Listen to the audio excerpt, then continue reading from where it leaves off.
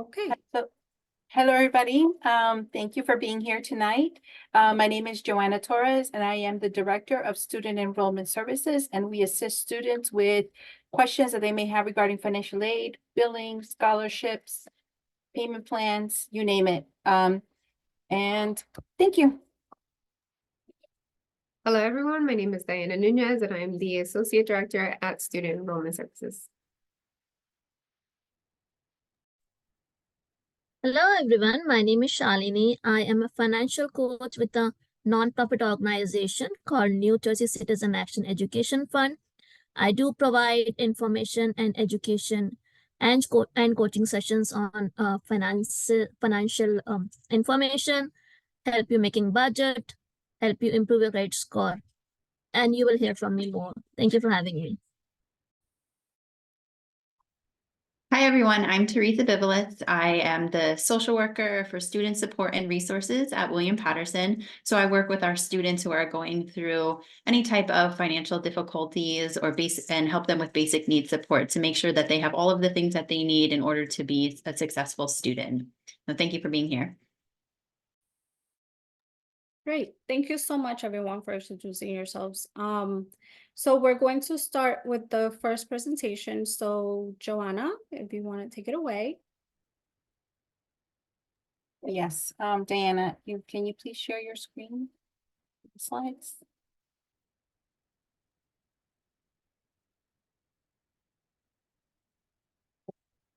Thank you. 1 second.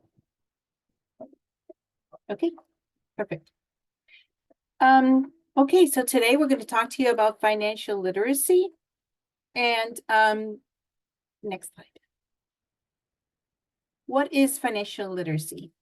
Financial literacy is having the knowledge and skills to be able to manage your money effectively in order to make important financial decisions.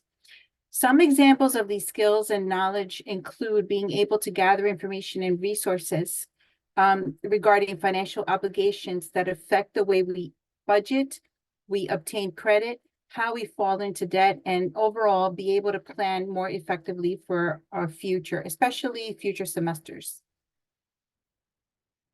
Some of the components of financial literacy include understanding the budget, basics of interest rates, importance of financial goal setting, how credit scores work, identity theft issues, and safety. Many topics that are on this slide will be presented by Shalini as well. We also have webinars where we assist students on our website that it's basically has a component, a webinar for each of these components.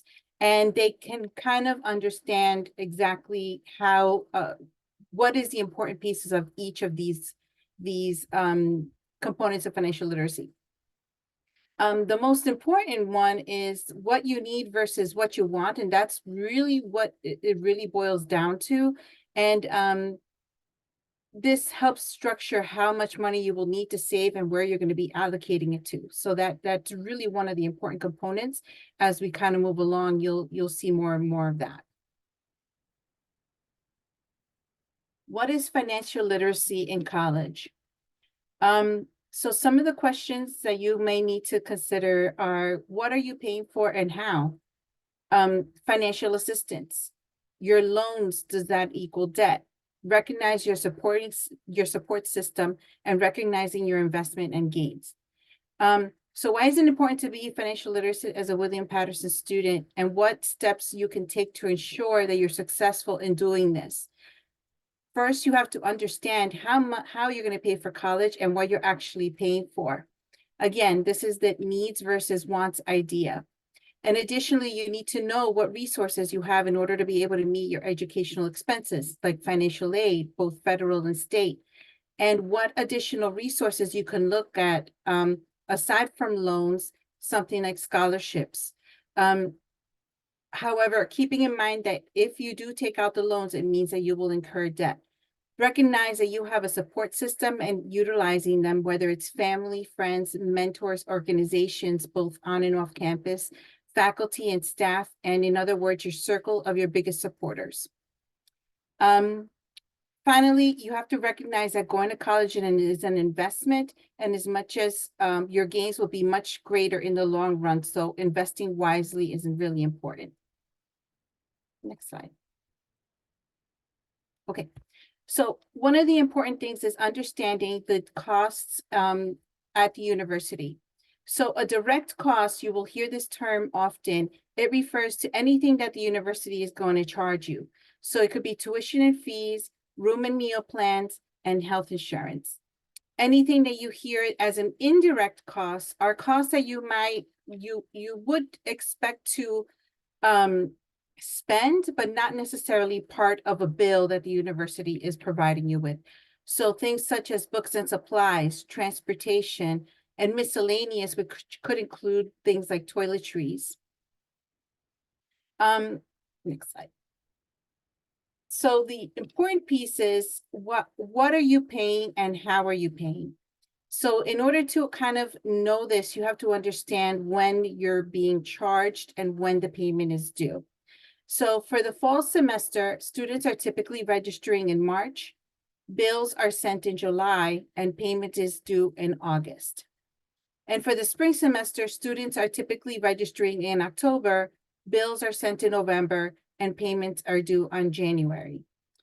So it's important to note that students who are registering later in the semester are going to have less time to make payment, less time to be able to organize their finances, less time to be able to make arrangements, less time to apply for any scholarship opportunities that may be present and available at the university. So it is really important, and I can't hone in more on the students registering by that March and October registration period. This way, when monies are being spent for students, these students have the opportunity to maximize and get the most awarding potential for their financial aid award package. Sometimes in the back end, some offices like myself are reviewing accounts to understand to see if students are eligible for balances, for payments or assistance for balances. And if students are not yet registered, those students are not going to appear on our lists. So it's always important to make sure that students register early and on time, and also will prevent them from getting late registration fees and late payment fees as well. Next screen. Thank you. So the bill, the sample statement that I sent you that you saw in the previous slide, students can look up their billing and payments on their WP Connect portal, and they literally could just click here to view their balance. And once they click on that, it's going to bring them to the home page of where they're going to be able to view their e-statement. Parents and families, students can also provide this very same access to parents and families, and you're going to be able to access the same information through a portal called the Authorized Users Portal, which is www.wpunj.com/ebill. So once the students have authorized you for this process, you'll be able to go in and view all of these same things that I'm talking about. What is the tuition? What aid is my student receiving? And do I need to start making some phone calls to try to get some assistance because I can't pay the balance? So this is all part of the projection and planning. And the timeframes that I gave you in the previous slide is when the students should take action to log in to their accounts and do this. And if you do have access, then that would be your opportunity to take action and go in and log into the account. And I will turn it now over to Diana, who's going to talk about how financial aid and what financial aid assistance is available towards these direct costs. So the first thing I want to speak about is the federal assistance.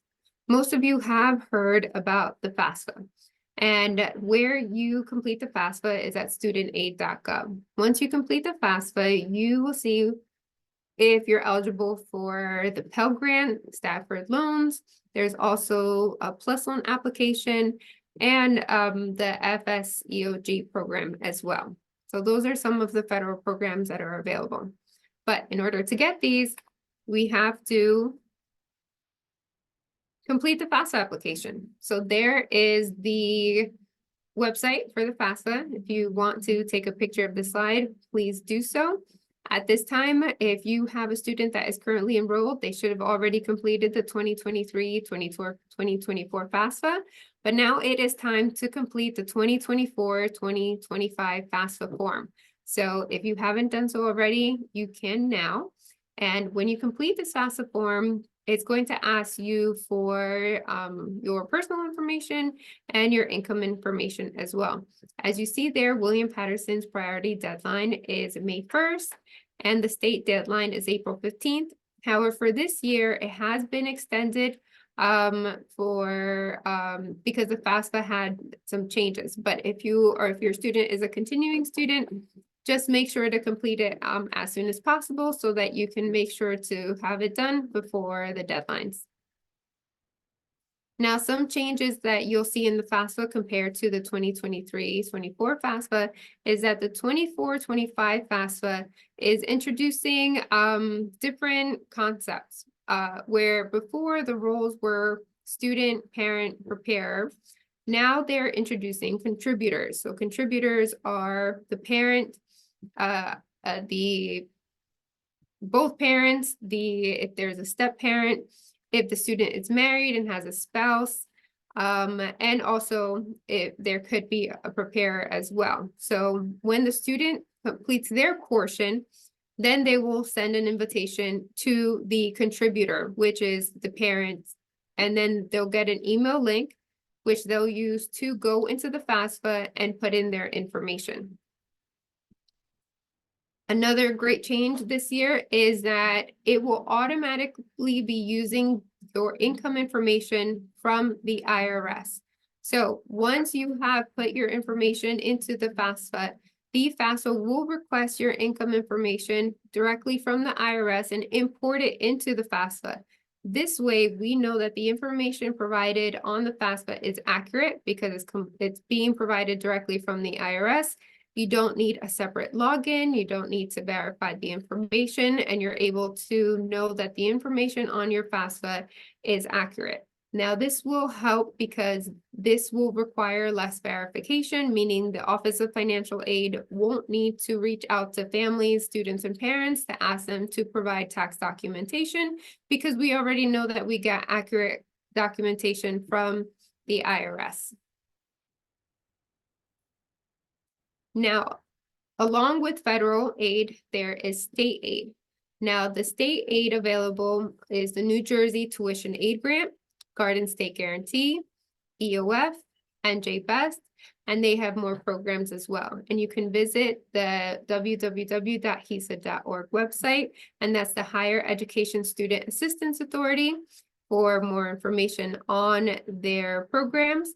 And students, once they complete the FAFSA, they're able to access their information in the student portal, which is njfams.hesa.org.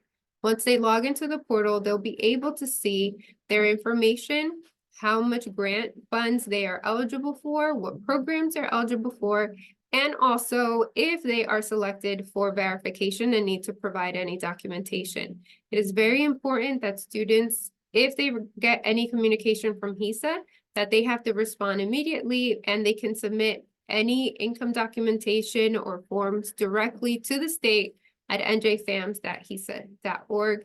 And if at any point you have any questions about any requirements or any documents that they're requesting, you can contact our office and we're happy to assist you.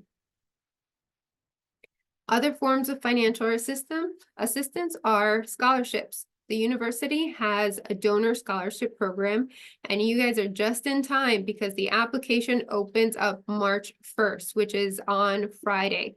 The students can go to our university webpage, just type in donor scholarship, and they'll be able to access the website and submit their application.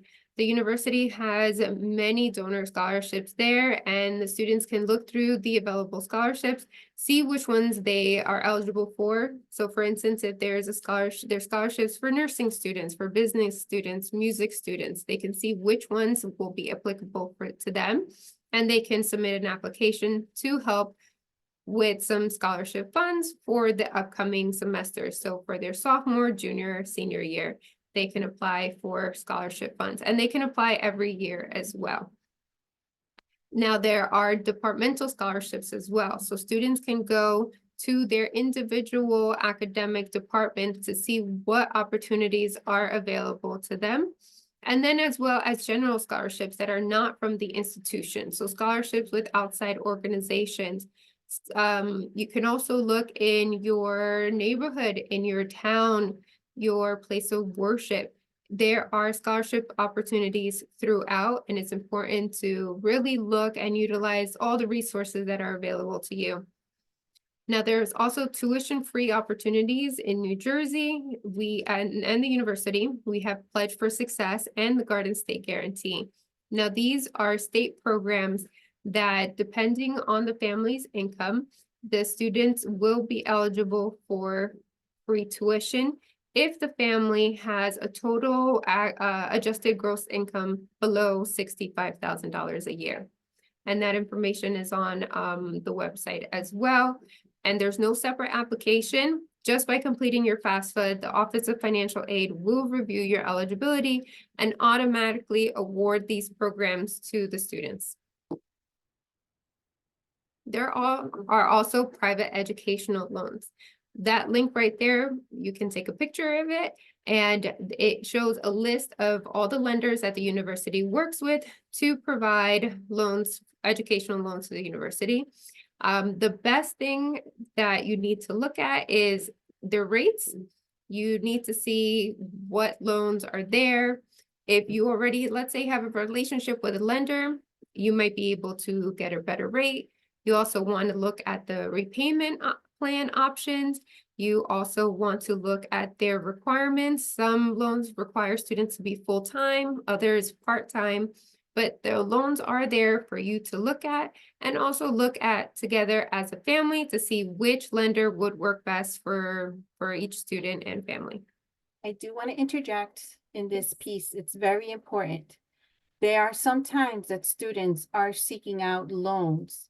Meanwhile, they might have a requirement pending with one of the state programs, and that requirement is preventing them from getting free funding. So sometimes a student is borrowing a loan, meanwhile because they're missing a tax document and they don't know what it is that needs to be submitted, there could be missing out on like $5,000 per semester. So it's important that if the student is not sure and they're receiving information asking them to complete something on one of the New Jersey HESA sites, that they understand that they should contact our office as soon as possible so that we can provide them with that information and even guidance. If they just need to sit down with somebody, we could explain it further. We would rather them get that assistance with the free aid than for them to then search a loan that is not, that it's just gonna increase their debt. Absolutely. So Right. when you're Sorry. looking at Can I the, say something? yeah, go ahead. Okay, sorry, to interject. And I know that both, you guys are going to cover this and Shalini is going to cover this as well. But a lot of times students make the mistake of like borrowing loans when they really shouldn't or don't have the need to, right? Just because they want to buy something or they want to go on a trip, like spring break is coming up and things like that. So being able to recognize that you don't need to borrow, it's really important as well, because you don't want to graduate with more debt than what you need to. That's all, sorry.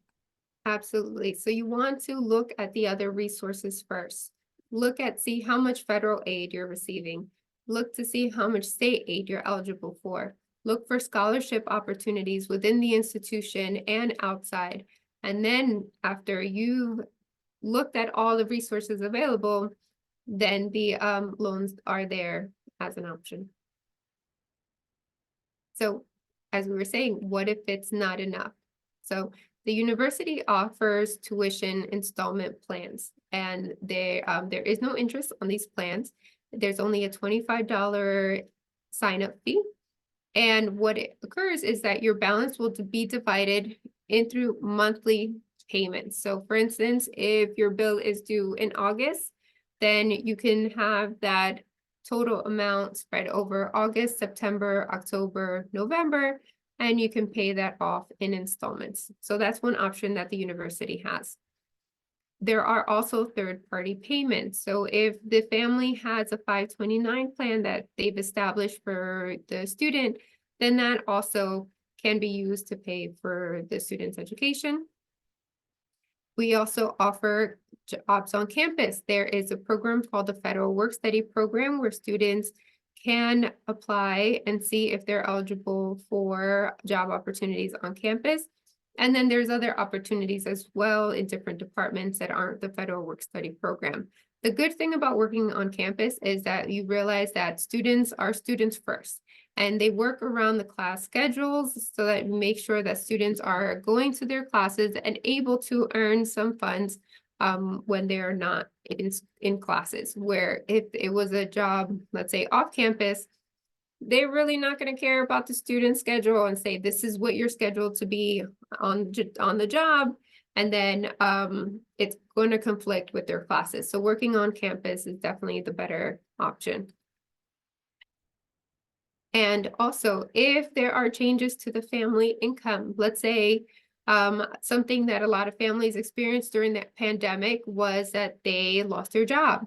If the family is experiencing a change in income, please contact our office and the Office of Financial Aid, because we can work with you to see if there's any additional funding that you may be eligible for. And also, as I was mentioning, there are additional resources out there. So please make sure to just look in your communities, reach out to us and the departments, and we're able to let you know what is out there and available for you. And always contact us if you have any questions. If you feel like this is a lot of information or overwhelming and you need to meet one-on-one to go over the students' information and numbers, we're here to help. Now, we mentioned that an education is an investment into your future. So we're going to discuss that a bit more.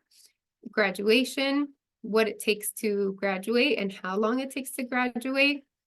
Internships and being involved on campus equals experience and how that helps in the long run. And also revenue and your income and how it can help with your purchases after college.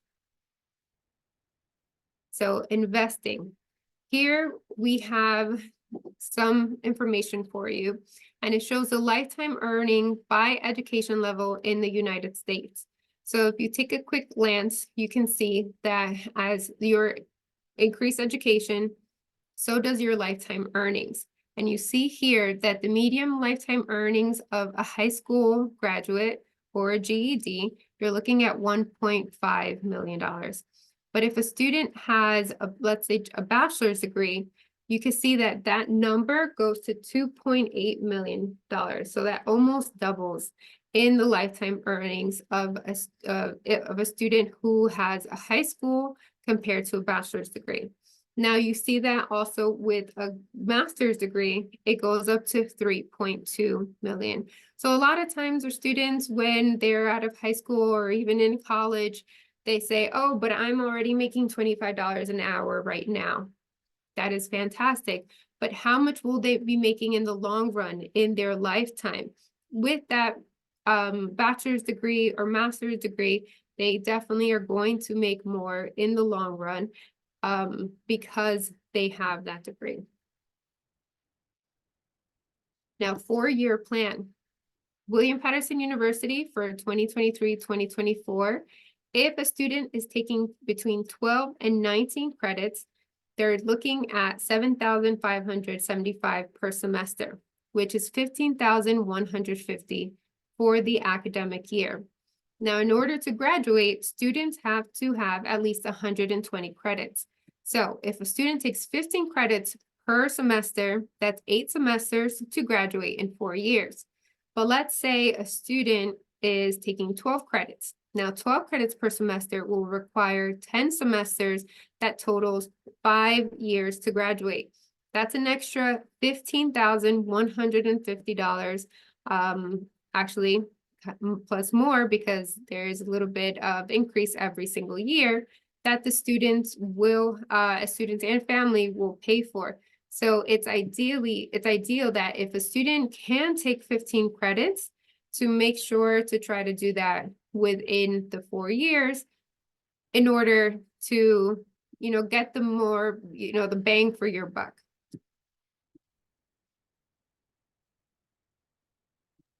Now, internships and being involved on campus is very important because it's going to lead to a better job opportunities, and we have the tools and the professionals here to coach students so that once they have graduated, they can just jump into the career of their choice. So we have the Career Development Center that helps with resumes, cover letters, LinkedIn programs, LinkedIn profiles, your interview skills, job search. There's also Handshake, which is for the internships and job opportunities while they're at the school. And also campus activities, Pioneer Life, getting involved on campus. All of this is experience that the students can obtain while they're in the university so that they can use that experience out once they are starting their professional career.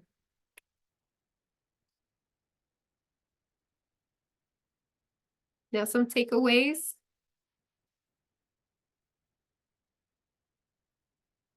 We're going to start with proper planning.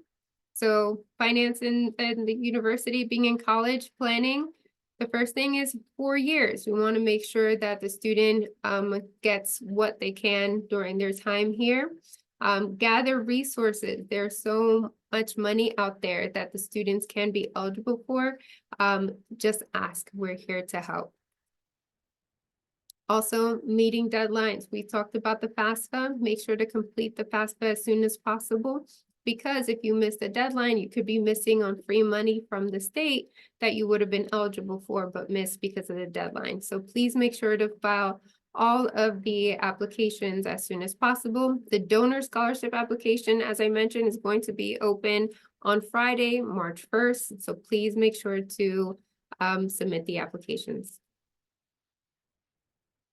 We touched briefly on needs versus wants, but we're going to discuss that a bit more later on. But realizing that it is important to focus on what is a need versus what is a want, and how to get to your goals.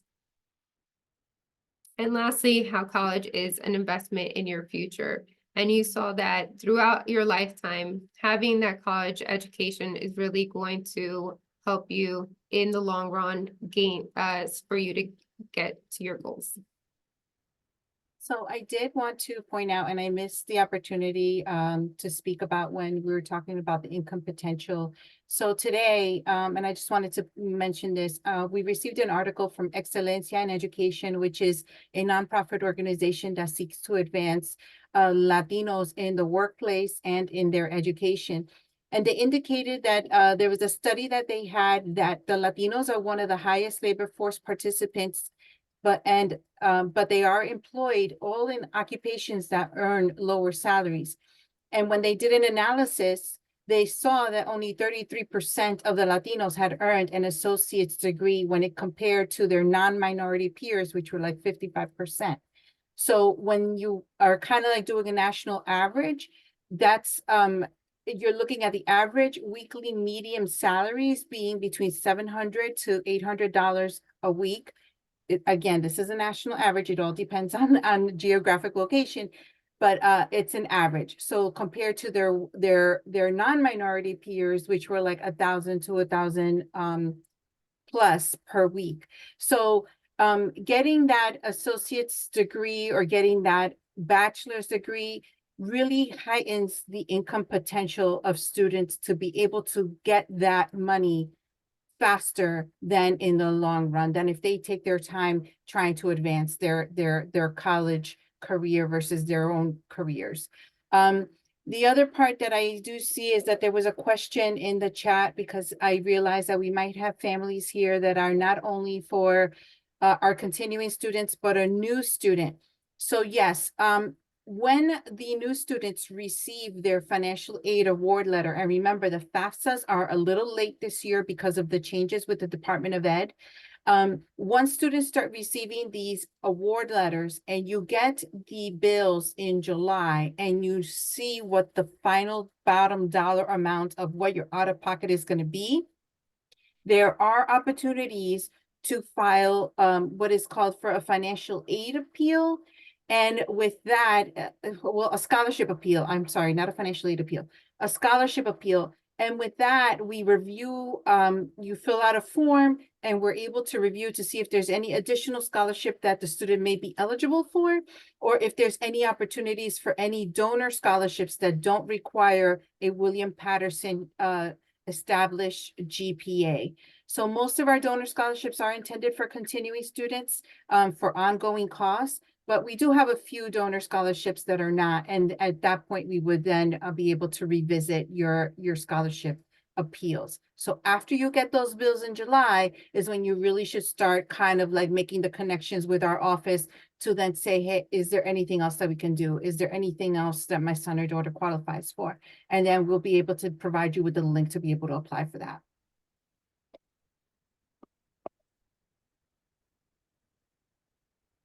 So lastly, this is our information here, and our email, our website, and our phone number. So if you have any questions, please feel free to take a picture of this and contact us with any questions you may have.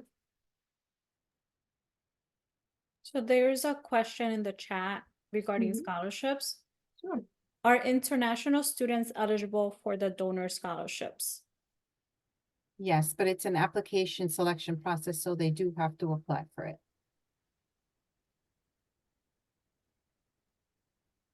Thank you. So, The other part that I really quickly I want to mention, students tend to wait till the last minute to apply for this scholarship. And so the application opens in March, but it only remains open for like about a month. So it'll close in April because decisions have to be made shortly after that. So it's important that students apply as soon as they get it. If they wait till April, I promise you they're going to be inundated with essays, end of year projects, things that it's going to occupy their time, and they're going to forget to do this essay and this application that is really important. So I would say that if they can take this weekend to do it, it should open up on Friday. If they could take this weekend to do it and get it out of the way, that is your best bet. yeah, especially because part of the application process is that they have to provide a letter of reference. So students also need to give enough time for the reference to be able to get the email indicating that they've been selected as a reference, and for the reference to be able to complete the reference, right? So students need to be cognizant of that it's not like I'm just going to complete this application, it's all done and ready. Like, no, there's still like another component to it. So they need to be proactive in ensuring that they do complete the application with ample of time. And as always, I'm a resource for you. Like, I know that it was a lot of information that we got on this first half of the hour. So if there's any questions or anything that that you didn't understand, just reach out to me and I'll make sure that I'll provide you whatever the resources are or put you in touch with Joanna or Diana. So with that said, we're going to jump onto our part 2. And Shalini, you can take it over. Thank you, Eva. That was a lot of information. Some of it even I wasn't aware of. So that's great. And it's really a lot to take on. I'm sure half an hour is not enough for it. I don't know how you guys packed that in. It's too much. So with that, I will start sharing my screen. Can you guys see this? Yes. Okay, perfect. Again, introducing myself for those who just came in. My name is Shalini. I am a financial coach with a non-profit organization, New Jersey Citizen Action Education Fund. It's a 503c non-profit organization based at Newark, New Jersey. We provide many free services. One of that is financial coaching, and I'll go over the other services as well. Good thing is they're all for free and they're all for all the residents of New Jersey. So anything that you can think of can help you. Reach out, even if it's not something that we can help with, at least you reached out.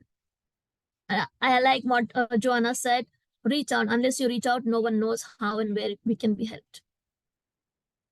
So like I said, we do provide many free services. Healthcare enrollment via Get Covered New Jersey is also available. They also help with NJ family care applications. Tax preparation, it's one of the biggest services that we provide for free. Anyone whose income is less than 65,000, they can help with that. Financial coaching is something I assist with. We also have that available for Spanish speaking participants.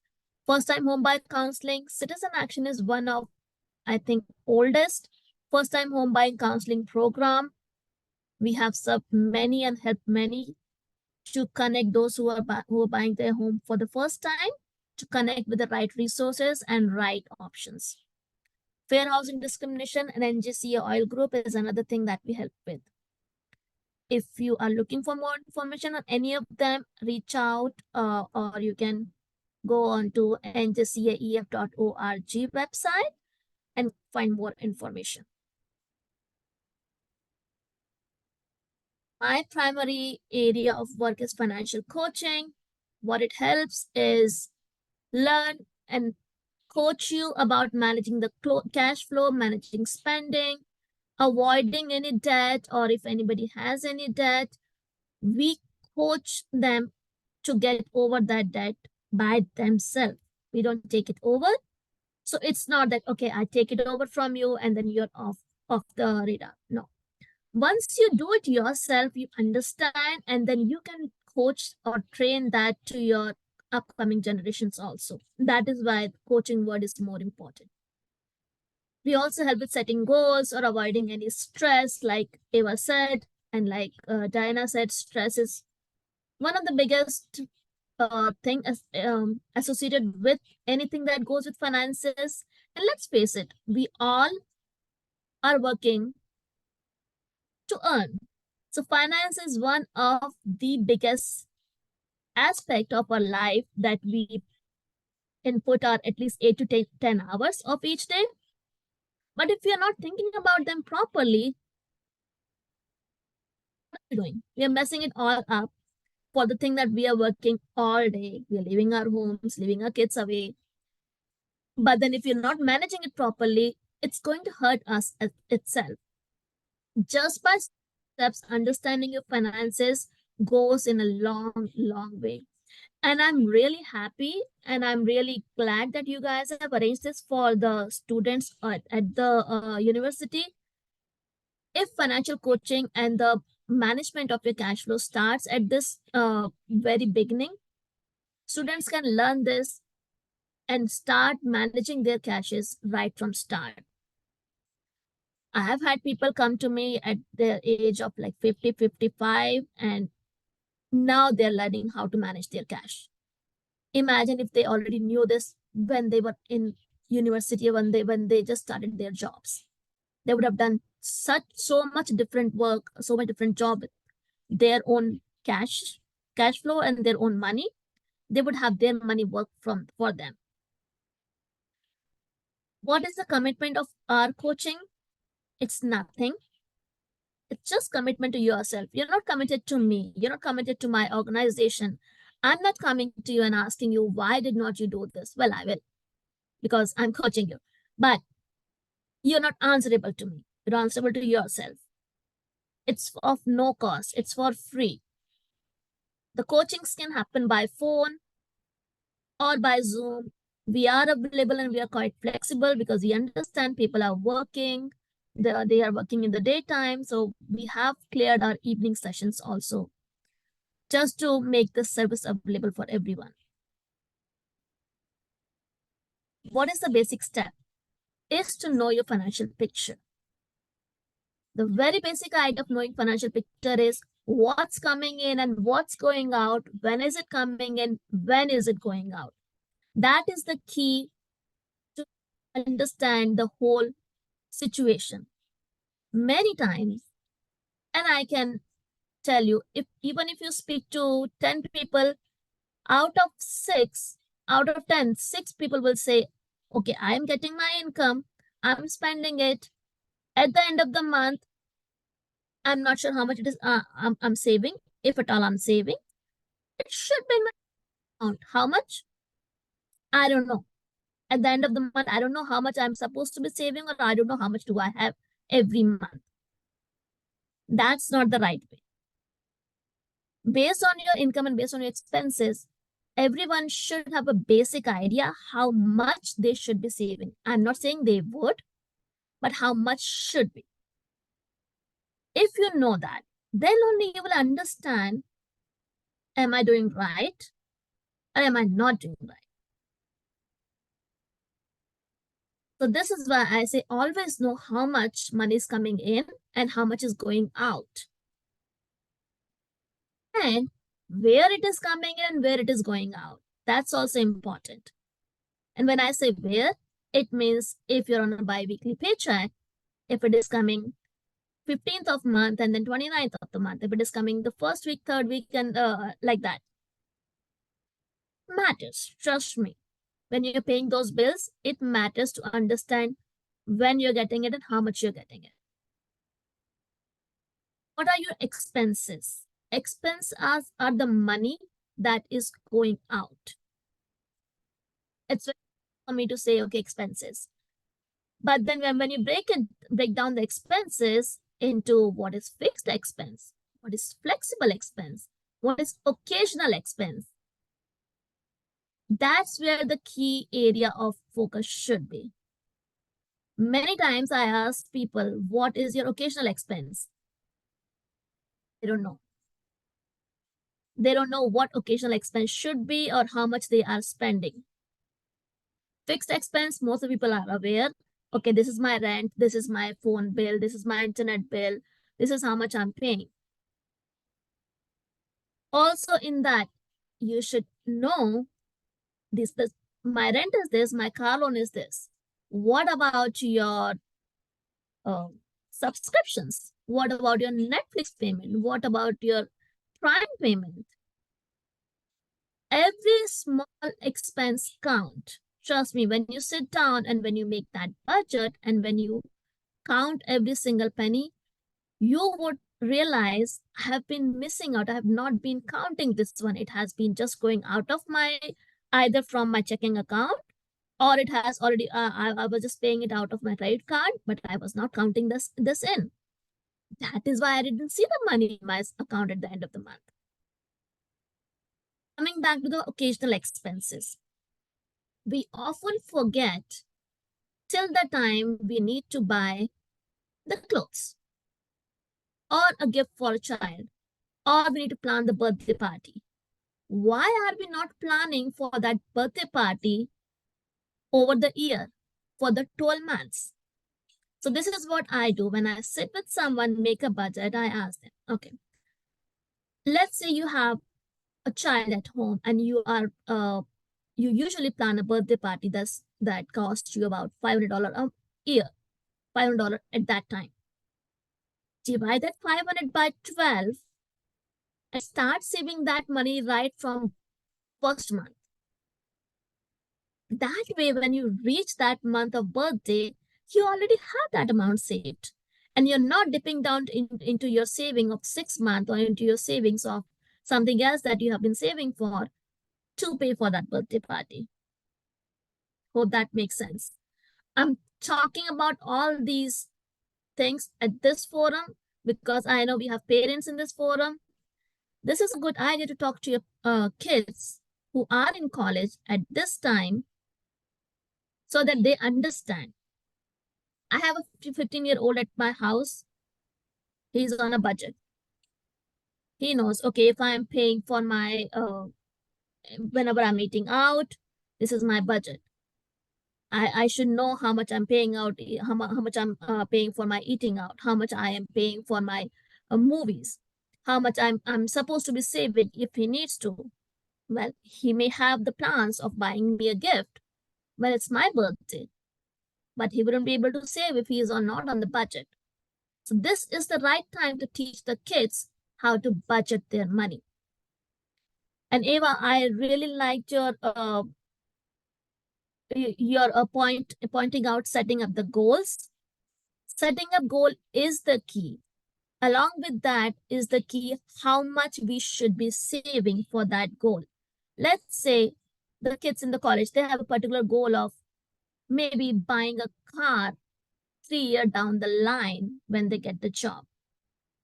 They should know, okay, my goal is to buy a car after I pass out from the college and I get a job, or if they are in the college still and they are having a part-time job, they want to buy a car 3 years after. They should start planning now. Start saving now little for that car. To the point, they should know what type of car I'm buying, what should be the cost of that car. Then only it will motivate them to save. So this is a small synopsis of the kind of budget that we sit down and make. Like you see in the goal, it says buy car, emergencies, house down payment. I really like the fact that kids nowadays, in my coaching sessions, I have students who are working part-time and they come to me, say, Shalini, I want to buy a home probably 10 years down the line. It's great. The kids have that kind of goal already in mind. So they know they have to work for it. We sit them down. Like I said, we talk to them and tell them, okay, that should be the cost of the house. This much you should be saving. They may not be earning that much right now, but then in their mind, they're thinking that, okay, I need to have this much of income to buy that home. We also sit down for fixed expenses that includes rent, utilities, internet services, cell phone. Flexible expenses, things like groceries, car gas, hair care, eating out. Occasional expense is something we stress on. Things that we don't plan, but they happen, or things that we don't plan, but they are on an annual basis expenses.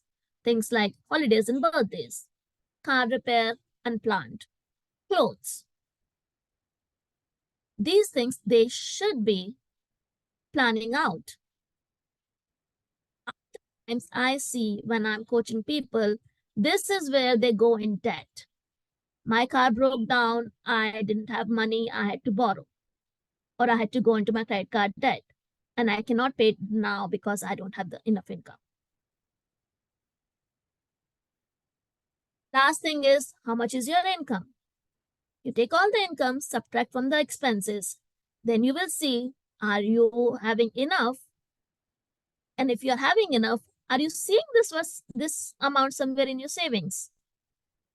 80% of the time I get an answer, no, I don't see it. Why don't you see it? You should start tracking it now. Sometimes this number is in red. That means it's a deficit. That means the income is less than expenses.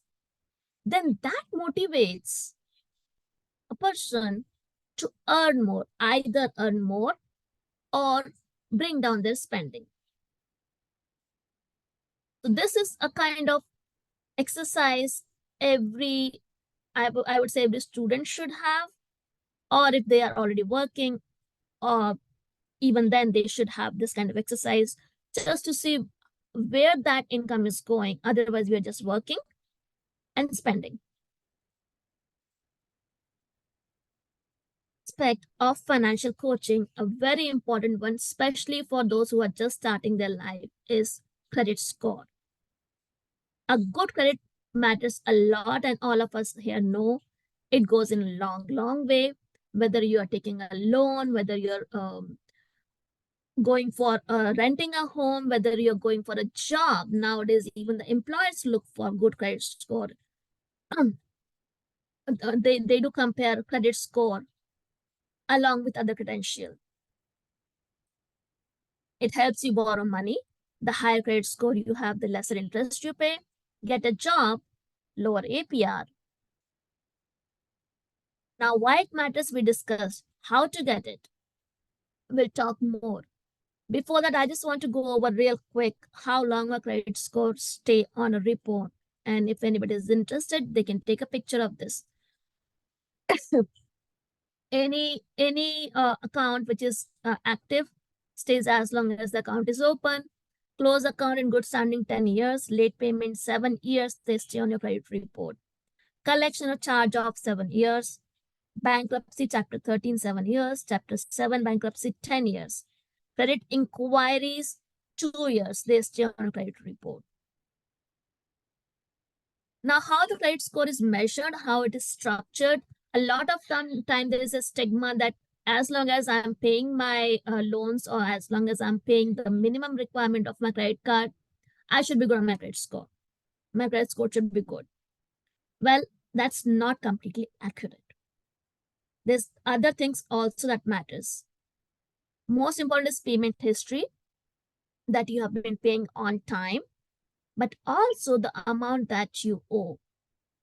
The amount that you owe should not exceed more than 30% of your debt amount. So let's say you have a credit card whose limit is 1,000. At any given time, you should not owe more than 30% of it as outstanding balance. So you should not owe more than $300 on that credit card. Again, the length of credit history, how long you have a loan for or a card for. New credit line. How often are you adding new credit line? That also matters. And the types of credit. As a thumb rule, you should have at least 3 different credit lines to have a good credit base. When I say 3 lines, it does not mean that you go and open 3 different credit cards. That's single line.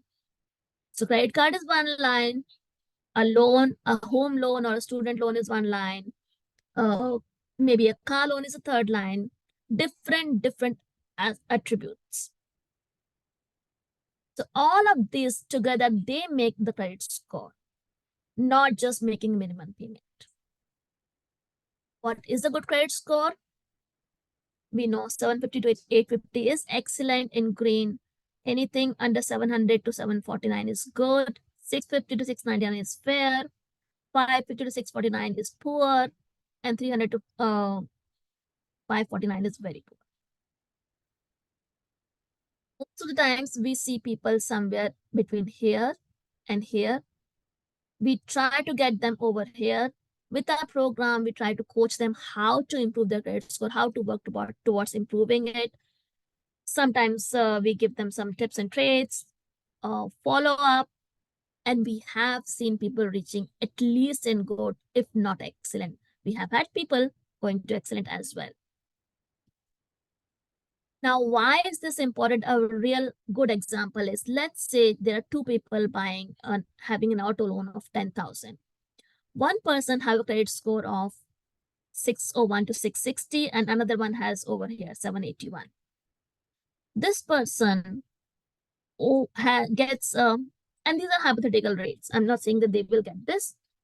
It keeps on changing based on market. But let's say this person gets an interest rate of 6.61, and this person gets an interest rate of 2.34. Of course, this one will have definitely lower interest rate. Jump up to this one, this column. Over 5 years, this person have paid an interest rate, just the interest rate of $1,802 versus this person paid only $616. This is 3 times of this. So just because the credit score was lower, they paid 3 times the amount into someone else's pocket, which could have been theirs. Very well. Very simple example. This was only 10,000. Now multiply this for a home loan. You can imagine how much the difference would be. This is why having good credit score matters a lot, especially for those who are just starting their life journey. Best way to build a good credit is, well, one thing, pay on time, keep your amount low. If not, secure cards and credit building loans are a good way to remake your credit score. we all have talked about, Diana had talked about need versus want, Joanna talked about need versus want. So I just want to touch base over it, especially because we're talking about students over here. Before they come to you or before you go ahead and fulfill their requirement, or they should be thinking, they're now in university, they should be thinking in their heads itself before purchasing anything. Is this what I need or is this what I want? Of course, is a need. Now, clothes for prom, do they need it? Or is that just a want? Or is that something they can just go for now and then like they can arrange it? This is just an example, but this should be in the habit every time they go for any expense. Is it what I need or is this what I want? Trust me, I am working with college students who are working part-time. They do an awesome job with just a little bit of push. I've had someone who started with me with a debt and with a negative budget. She is now onto her track of saving each month. She has certain goals, definitely, and she's working so hard towards it. Just a little bit push and they work miracles. And I'm so happy about it. I cannot brag enough about it. Goal setting, we all talked about. Everyone should have a goal. Once you have a goal and you start working towards it, even a simple, like even if I want to set a goal of buying a pair of shoes that cost me $200 and I want to save towards it, as soon as I start seeing money sitting in my savings account for that particular goal, I would want to be saving more. It helps. Trust me, it helps a lot. The moment I say, okay, this amount is for saving my shoes, this amount I'm saving to buy my shoes, and I'll start seeing $40 next month, $80 next month after that, I would want to save for it. If a month that I don't see that money, I would strive why I don't see this money. I should bring it from somewhere. Trust me, it works a lot. So small goal setting, small to big, it helps. With that, I will close my slides. Anybody have any questions? Feel free to ask. I did post the flyers in the chat. The flyers have QR code. The QR code is here also. If anyone is interested in the financial coaching sessions with us, feel free to scan the QR code. It brings you to a form. You can fill up the form and one of us will reach out to you to connect for one-on-one financial coaching. The coaching goes a long way. It's not just one time. Once you enter, well, I can be with you as long as you want me to, as long as you think you are on your own handling your finances. With that, I would say thank you to everyone. If anybody have any questions, I'm still here. Thank you so much, Shalini. I was just wondering, for you and Joanna and Diana, are you guys able to share with me your PowerPoint presentations? I already downloaded the flyers. That way I'm able to share the information with everyone in a follow-up email that I will send to everyone tomorrow morning. Yes, absolutely. Okay, good. And Shalini, like that Excel spreadsheet, I guess that's like a budgeting spreadsheet, right? Like, are you able to share that as well so that parents are able to share with their student? So that one is just an example, and that Excel sheet is not tailor-made. It's based on everyone's different Individual. needs. Yeah, so it would be confusing if parents are sharing that. But it's just a basic Excel where you want to put your fixed expenses, flexible expenses, and occasional expenses, and the income. Okay. All right. Sounds good. Does anyone have any questions before I do my announcements and then we I guess dismiss for the night? Like if we're a class. No? Okay. So just some brief announcements. We have our next Real Talk series next week, actually. And with midterms coming up and registration opening pretty soon for fall 2024, we want to make sure that we give you the tools and resources to be able to help guide your students to be able to do course selection, avoid many common mistakes that they do when it comes to like academics, and also like how to keep track of your progress on their road to graduation. So an email just actually went out through the portal to everyone, where it's a 2-part series. So the first one is next Wednesday at 6. And then the second part, it's on Wednesday, the 20th, but that one is at 12. That way, because I know that there are some people that may not be able to make it in the afternoon, but may be able to make it in during the day. So I want to be able to give those families also an opportunity to be able to make those webinars as well. So just be on the lookout on your emails. And then we also have on the 27th, I believe there's a small business workshop info session that we're going to have as well, because maybe you may have a small business or your student may have a small business. So we want to be able to give you the resources for that. Because there's a lot of free resources available as well. The person who's going to be conducting the info session, she has told me that there are grants for people so that their website could be done for free by the federal government. So I want you to be able to take advantage of those resources. To do, like, Joanna, Diana, do you guys have any announcements like from your side? We know that the scholarship application is opening on Friday. Is there anything else that you want to share? Yes, so students that are currently registered and they're gonna have the opportunity to register for next fall in March. So if you remember from my presentation, the sooner that students take actions to register on time, the better. So if a student does have a current balance on the account, there may be the possibility that they might have a hold, which means that then they have to connect with us to take action and to to allow us enough time to help them through this process.